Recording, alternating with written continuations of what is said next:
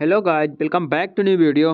दोस्तों, इस वीडियो में जो है आज हम लोग देखने वाले हैं पेपर सेकंड, यानी कि जैसे आप लोगों को पता है कि जो है कल हम लोगों ने जो प्रोफेसर रज्जू भैया यूनिवर्सिटी प्रयागराज की है उसको जो पेपर फर्स्ट जो कल हुआ था 14 फरवरी को, उसको जो है हम लोगों ने कल की वीडियो में देखा है। आज जो है पेपर सेकंड हुआ है जो प्रयागराज यूनिवर्सिटी का बीएड फर्स्ट सेमेस्टर का, तो उस पेपर को जो है आज हम लोग देखने वाले हैं इस वीडियो में। पेपर सेकंड जो है शिक्षा के मनोवैज्ञानिक परिपेक्ष के नाम से है प्रयागराज यूनिवर्सिटी में, तो उस जो है पेपर को जो है इस वीडियो में देखने वाले हैं। अगर पेपर फर्स्ट आप लोगों ने नहीं देखा है तो पहले उस पेपर को भी जाके देख लेना, क्योंकि ये पेपर अगर आप लोग देख लोगे तो चाहे छत्रपति साहू जी महाराज यूनिवर्सिटी, लखनऊ यूनिवर्सिटी से हो, कहीं से भी हो, तो आप लोगों को कुछ ना कुछ आइडिया हो जाएगा कि हाँ पेपर किस प्रकार का बन रहा है और क्वेश्चन जो है किस प्रकार के आ रहे हैं पेपर में। तो आइए हम लोग वीडियो को शुरू करते हैं। तो यहाँ पे आप लोग देख सकते हो जो कि पेपर कोड यहाँ पे दिया गया है, BEd first semester examination 2023 psychological perspective of education, यानी कि शिक्षा के मनोवैज्ञानिक परिप्रेक्ष्य जो पेपर सेकंड होता है। मतलब प्रयागराज यूनिवर्सिटी में ये पेपर जो है पेपर सेकंड के नाम से जाना जाता है, लेकिन जो छत्रपति साहू जी महाराज यूनिवर्सिटी कानपुर यूनिवर्सिटी में है उसको जो है ये वाला पेपर पेपर थर्ड के नाम से जाना जाता है। तो यहाँ पे हम लोग देखते हैं, यहाँ पे भी टाइम यहाँ पे 2 घंटे है और मैक्सिमम मार्क्स यहाँ पे 75 नंबर का यहाँ भी पेपर है। छत्रपति साहू जी महाराज में भी सेम यही है, बस थोड़ा इसमें क्या है कि प्रश्न पत्र में प्रारूप में थोड़ा बहुत ऊपर नीचे है क्वेश्चन में। तो अगर आप लोग छत्रपति साहू जी महाराज यूनिवर्सिटी से हो तो मैंने जो है पेपर का जो है जो मॉडल पेपर जारी किया गया है यूनिवर्सिटी की तरफ से छत्रपति साहू जी महाराज, उसका जो है मैंने अपलोड कर दिया, तो आप लोग जाके मेरे चैनल पे आप लोग देख सकते हो। तो आइए हम लोग शुरू करते हैं। नोट सबसे पहले पढ़ लीजिए कि इस प्रश्न पत्र में 3 खंड आभासा दिए गए हैं, निर्देशानुसार जो है प्रश्नों को हल करना है।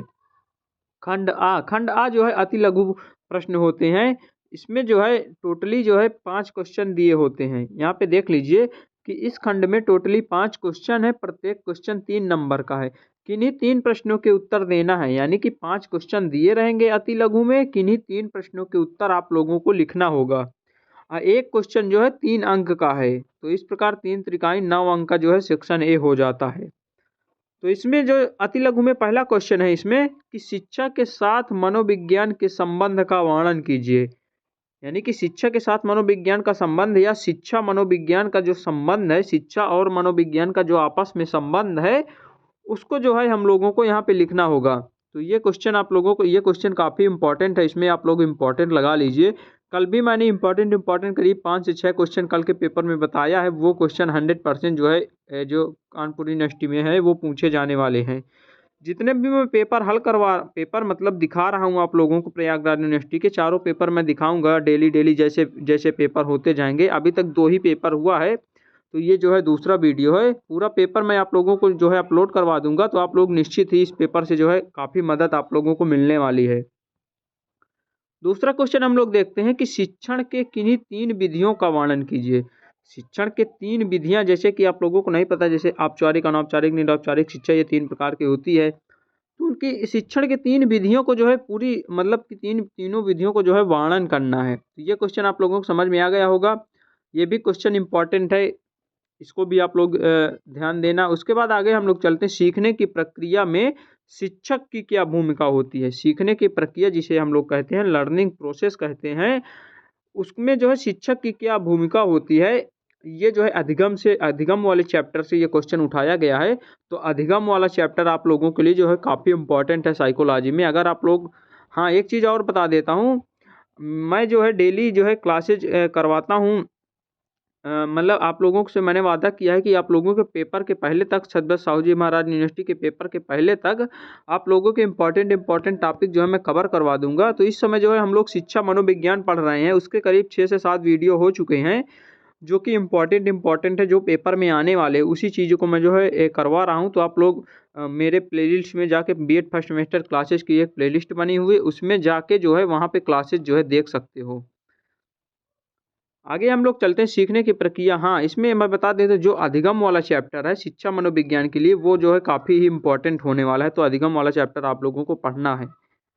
उसके बाद अधिगम, हाँ यहाँ पे देख लीजिए, अधिगम के गेस्टाल्ट सिद्धांत के महत्व पर जो है चर्चा करना है। अधिगम का जो गेस्टाल्ट का सिद्धांत है उसके महत्व पर जो है चर्चा करना है, ये क्वेश्चन है।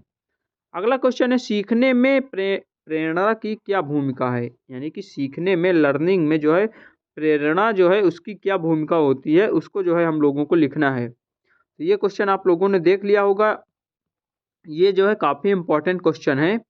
उसके बाद आगे हम लोग देखते हैं खंड बा। खंड बा में जो है लघु उत्तरीय प्रश्न है। इसमें जो है टोटल 7 क्वेश्चन है, किन्हीं 4 क्वेश्चन के आंसर आप लोगों को लिखना है। एक क्वेश्चन जो है 9 अंक का है।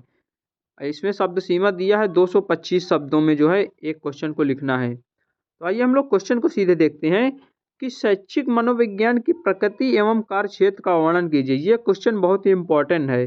शिक्षा मनोविज्ञान वाला क्वेश्चन जो है फर्स्ट यूनिट में जितने भी क्वेश्चन है वो काफ़ी इंपॉर्टेंट है। अगर आप लोगों ने मेरे वीडियो नहीं देखे क्लासेस तो वहाँ से आप लोग जाके कवर कर सकते हो।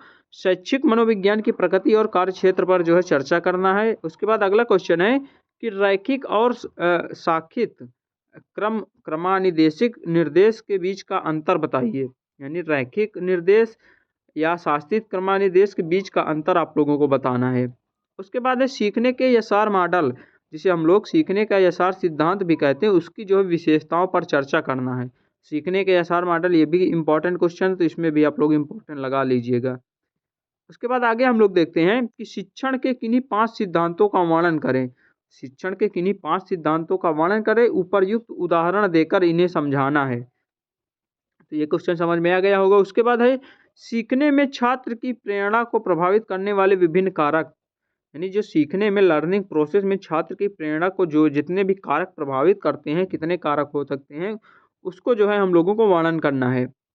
उसके बाद अगला क्वेश्चन हम लोग देख लेते हैं कि सीखने के एस वक्र, जिसे हम लोग सिग्माइड कहते हैं, और चरघातांकीय वृद्धि वक्र की जो है विशेषताओं का वर्णन करना है। तो ये क्वेश्चन जो है देख लीजिए आप लोग। उसके बाद अगला क्वेश्चन है कि सीखने को प्रभावित करने वाले कारक, ये इंपॉर्टेंट क्वेश्चन है। सीखने को जो प्रभावित करने वाले कारक हैं लर्निंग में, उसको जो है कारक जो है पूछता है। कई एग्जाम मतलब पिछले कई सालों में जो है ये क्वेश्चन पूछा गया है, तो इसमें आप लोग इंपॉर्टेंट लगा लेना। उसके बाद आगे हम लोग चलते हैं सेक्शन सी। सेक्शन सी जो है खंड सा, ये भी दीर्घ उत्तरीय प्रश्न है। इसमें जो है टोटली 4 क्वेश्चन दिए हैं, किन्हीं 2 क्वेश्चन के आंसर आप लोगों को लिखना है। एक क्वेश्चन 15 नंबर का है। 4 में से किन्हीं 2 के आंसर आप लोगों को लिखना है। तो क्वेश्चन हम लोग सीधे देखते हैं कि कक्षा व्यवस्था के संदर्भ में फ्लैंडर के इंटरसेक्शन विश्लेषण के बारे में चर्चा करें। यानी कि कक्षा व्यवस्था के संदर्भ में जो फ्लैंडर का इंटरेक्शन विश्लेषण है, उसके बारे में जो है आप लोगों को वर्णन करना है। अगला क्वेश्चन है कि सूक्ष्म पाठ योजना क्या है। अधिगम पाठ योजना के प्रभाव की व्याख्या करना है। सूक्ष्म पाठ योजना क्या है, अधिगम पाठ योजना के प्रभाव की जो है व्याख्या करना है। उसके बाद हम लोग अगला क्वेश्चन देख लेते हैं कि जो ब्रूनर के सीखने के सिद्धांत हैं, उसके जो है शैक्षणिक विस्तार को बताइए। जो ब्रूनर के सीखने का सिद्धांत है, उसका शैक्षणिक विस्तार आप लोगों को बताना है कि ब्रूनर का सीखने का सिद्धांत क्या है। ये भी इंपॉर्टेंट है, इसमें भी आप लोग इंपॉर्टेंट लगा लीजिए ये वाला क्वेश्चन। उसके बाद आगे हम लोग देखते हैं आईसीटी 21वीं सदी की शिक्षा में जो है शिक्षा में उपयोग किए जाने वाले एक महत्वपूर्ण उपकरण है। उपर्युक्त उदाहरण मतलब देते हुए इस कथन की व्याख्या करना है कि जो शिक्षा में जो उपयोग होने वाला आईसीटी जो 21वीं सदी में है, आईसीटी 21वीं सदी में शिक्षा की क्या भूमिका है, इसमें उपयोग होने वाले एक महत्वपूर्ण उपकरण है, उसके बारे में आप लोगों को जो है पूरा डिटेल में जो है बताना है। तो यहाँ पे जो है पेपर जो समाप्त हो जाता है। तो ये रहा जो है आज का पेपर, जो प्रयागराज यूनिवर्सिटी का शिक्षा मनोविज्ञान का पेपर हुआ है आज 15 फरवरी को। तो ये सारे क्वेश्चन आप लोगों को मैंने बता दिए, इसमें जो भी इंपॉर्टेंट है वो भी मैंने बता दिया है। इसकी भी अगर पीडीएफ चाहिए तो आप लोग टेलीग्राम ग्रुप, व्हाट्सएप ग्रुप कहीं पर भी जुड़ जाइए, वहाँ से आप लोगों को पीडीएफ जो है मिल जाएगी। अगर आप लोग मेरे साथ तैयारी करना चाहते हैं, छत्रपति साहू जी महाराज यूनिवर्सिटी से हैं, तो आप लोग जो है डेली मेरी क्लासेस को आप लोग देख सकते हो। उससे जो है आप लोगों को काफ़ी हेल्प मिलने वाली है। डेली में जो है लगभग इंपॉर्टेंट टॉपिक जो है मैं कवर करवा दूंगा अपने आपके एग्जाम के पहले तक, बीएड फर्स्ट सेमेस्टर वाले बच्चों के लिए। तो वहाँ से आप लोग मेरी डेली की क्लासेस देख सकते हो। तो कैसी लगी वीडियो? अगर वीडियो अच्छी लगी तो वीडियो को लाइक करें, कमेंट करें, शेयर करें। अगर अभी तक चैनल को सब्सक्राइब नहीं किया है तो प्लीज़ चैनल को सब्सक्राइब जरूर करें। छत्रपति साहू जी महाराज की पल पल की अपडेट जो है इसी चैनल पर आप लोगों को मिलती रहेगी। तो thanks for watching this video.